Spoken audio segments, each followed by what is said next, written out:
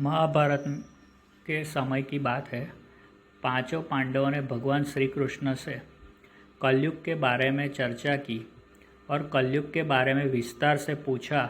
वह जानने की इच्छा जाहिर की कि कलयुग में मनुष्य कैसा होगा, उसके व्यवहार कैसे होंगे और उसे मोक्ष कैसे प्राप्त होगा। इन्हीं प्रश्नों का उत्तर देने के लिए भगवान श्री कृष्ण कहते हैं, तुम पांचों भाई वन में जाओ और जो कुछ भी दिखे वह आकर मुझे बताओ, मैं तुम्हें उसका प्रभाव बताऊंगा। पांचों भाई वन में गए।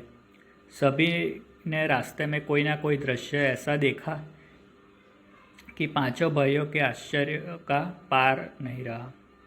शाम को वे श्री कृष्ण के पास गए और अपने अलग अलग दृश्यों का वर्णन किया। युधिष्ठिर कहते हैं, मैंने हाथियों के कई झुंड में कई हाथी थे जिनकी 2 सूंड थी। यह देख तो मेरे आश्चर्य का कोई पार न रहा। तब श्री कृष्ण ने कहा कि कलयुग में ऐसे लोगों का राज्य होगा जो दोनों ओर से शोषण करेंगे, बोलेंगे कुछ और करेंगे कुछ। ऐसे लोगों का राज्य होगा।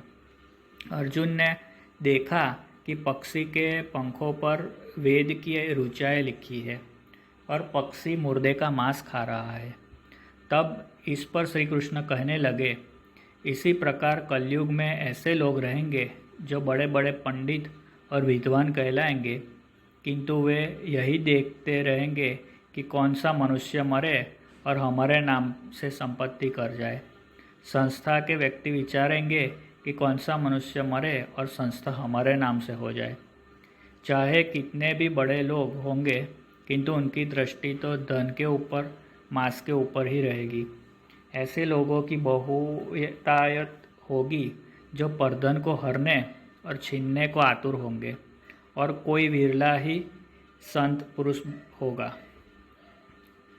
भीम ने तीसरा आश्चर्य देखा कि गाय ने बछड़े को जन्म दिया है, पर वह अपने बछड़े को इतना चाटती है कि बछड़ा लहूलुहान हो जाता है।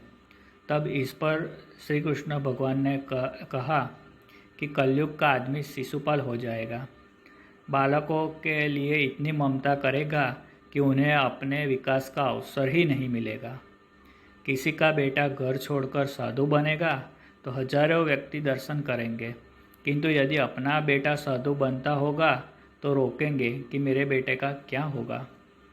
इतनी सारी ममता होगी कि उसे मोह माया और परिवार में ही बांध कर रखेंगे और उसका जीवन वहीं खत्म हो जाएगा। अंत में बेचारा अनाथ होकर मरेगा। वास्तव में लड़के तुम्हारे नहीं है, वे तो बहुओं की अमानत है।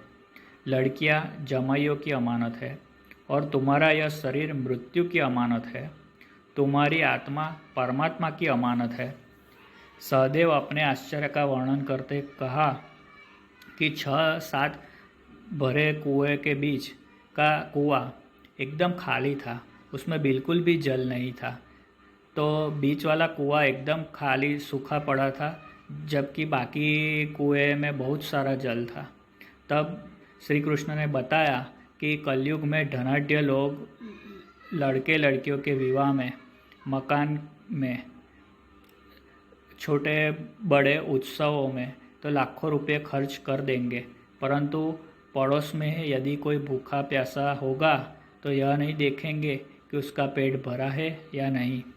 दूसरी ओर मौज में शराब, कबाब, फैशन और व्यसन में पैसे उड़ाएंगे, किंतु किसी के 2 आंसू पोंछने में उनकी रुचि न होगी। पांचवें भाई नकुल ने भी एक अद्भुत दृश्य देखा कि एक पहाड़ के ऊपर से एक बड़ी शिला लुढ़कती लुढ़कती आती है और कितने ही वृक्षों से टकराई, पर उन वृक्षों को धराशायी करती हुई वह शिला अन्य शिलाओं के साथ टकराई पर रुक न सकी। अंत में एक अत्यंत छोटे से पौधे का स्पर्श होते ही वह स्थिर हो गई। उस पर भगवान श्री कृष्ण ने कहा, कलयुग में मानव का मन नीचे गिरेगा, उसका जीवन पतित होगा।